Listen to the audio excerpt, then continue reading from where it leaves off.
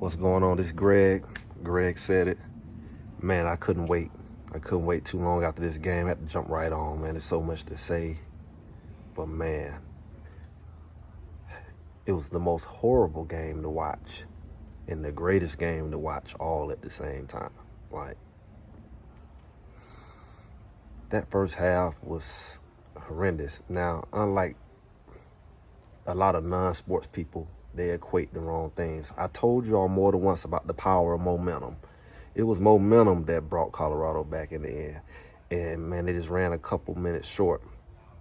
Did it have a lot to do with them on how they managed their timeouts in the game? Absolutely. That was coaching. And what we see is, again, a team really trying to figure it out. A coaching staff who never coached together, new players. And that's what's really catching them. That's what's really slowed them down. That's the only thing that slowed them down, which shows what I'm going to get into this video. Because last week revealed a lot. But I have a feeling, I think they're starting to figure it out.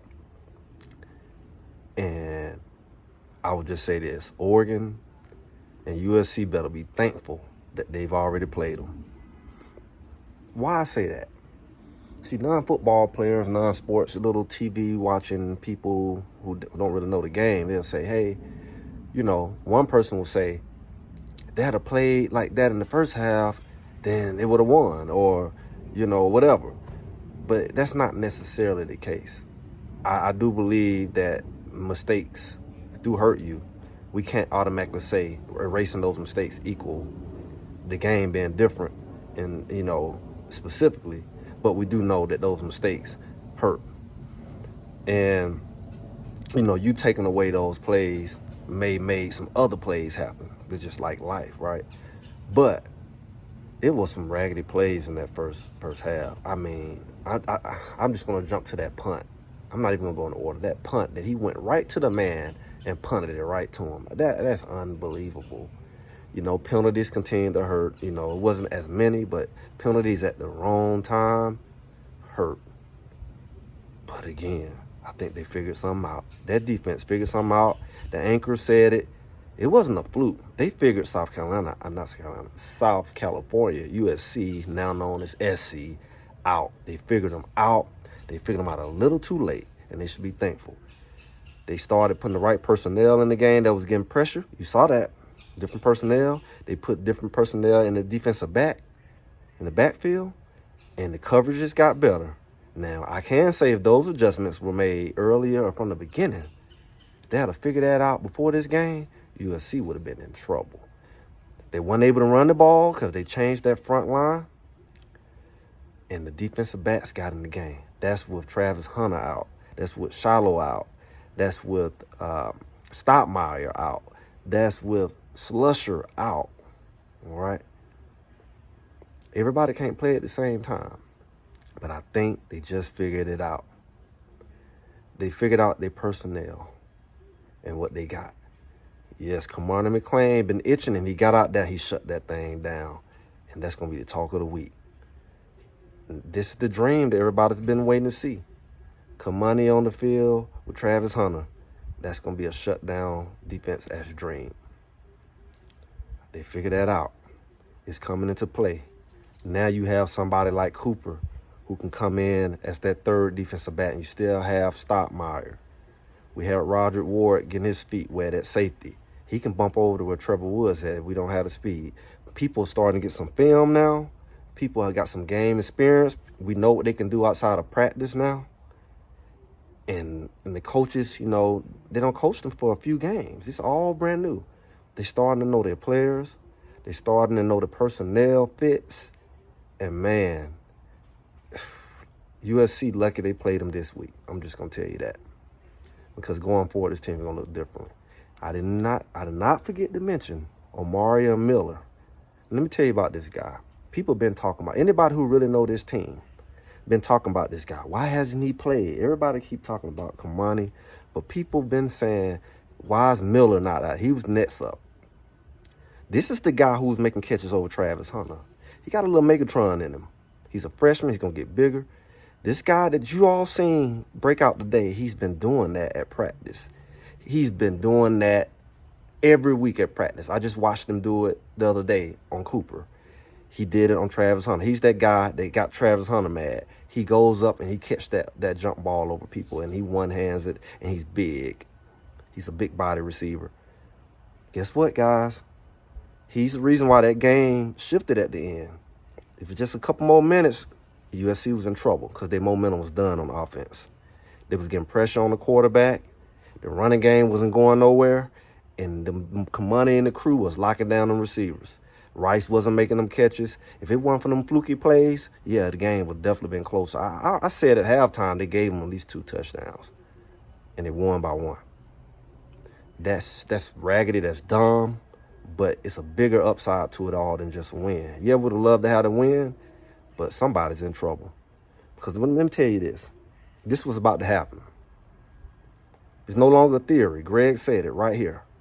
Haters, enjoy yourself. Because this is what's about to happen. Travis Hunter's going to come back on the offense and defense, but he's going to come back on offense. And he's usually that guy that Miller was. Now that you have Miller emerge, you see how he opened up the game for Horn? You see how he opened up the game for Weaver?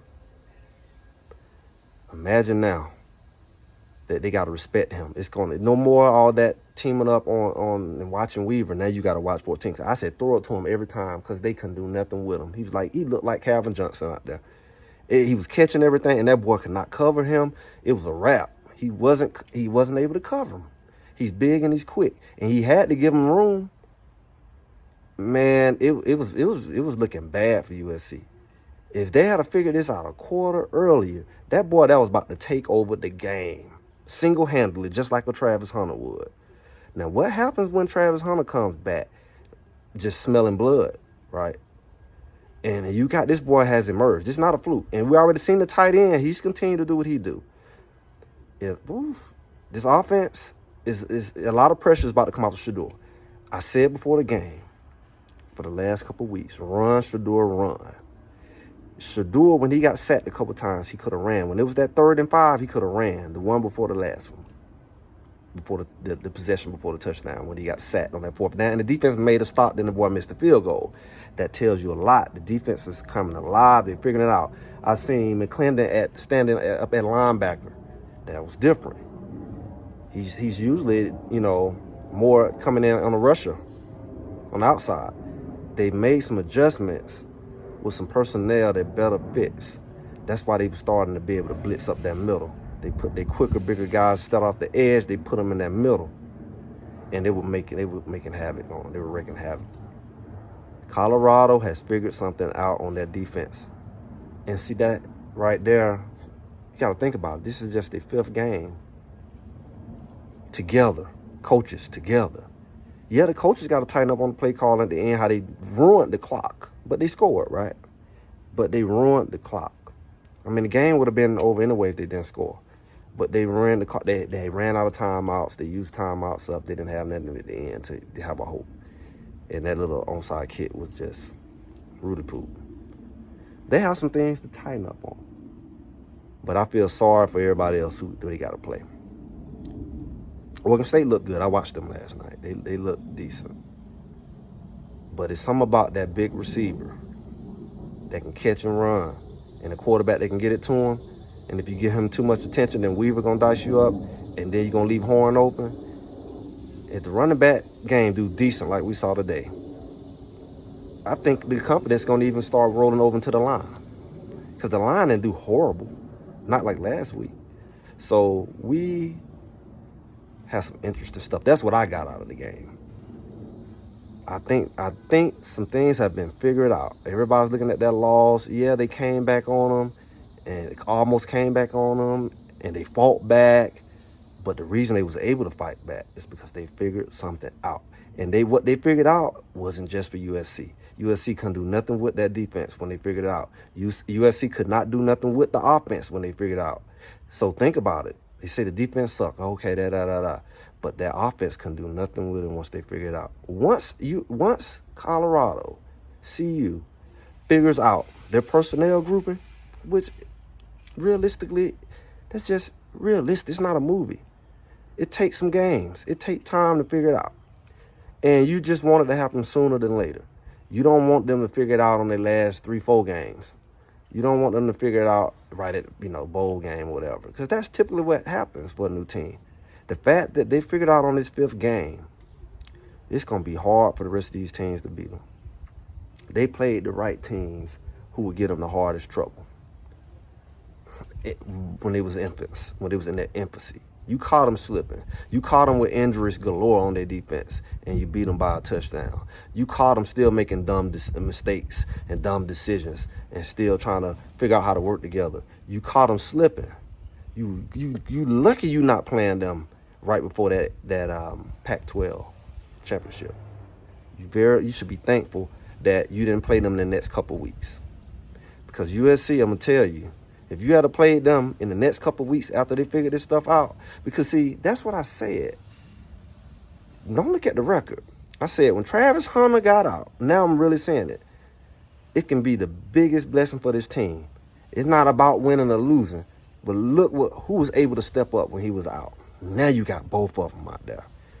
Miller wouldn't have been able to step up like that with Travis out there. He would have to wait his turn. But they had to figure stuff out because they were struggling, and then they're trying to figure it out. Miller stepped up. And they're trying to figure it out. Kamani had a chance to step up. Even all this butt not going to film and everything. They said, who want it? I'm going to put y'all out there because we down. We getting beat bad. And in the process of that, because of this butt whooping, the team is going to be better off. Don't talk to me with the heat, little silly stuff. This is real football. This is real sports. Because of these butt whoopings, this team is going to end up being better the rest of the season if they had won. Because they have discovered something now.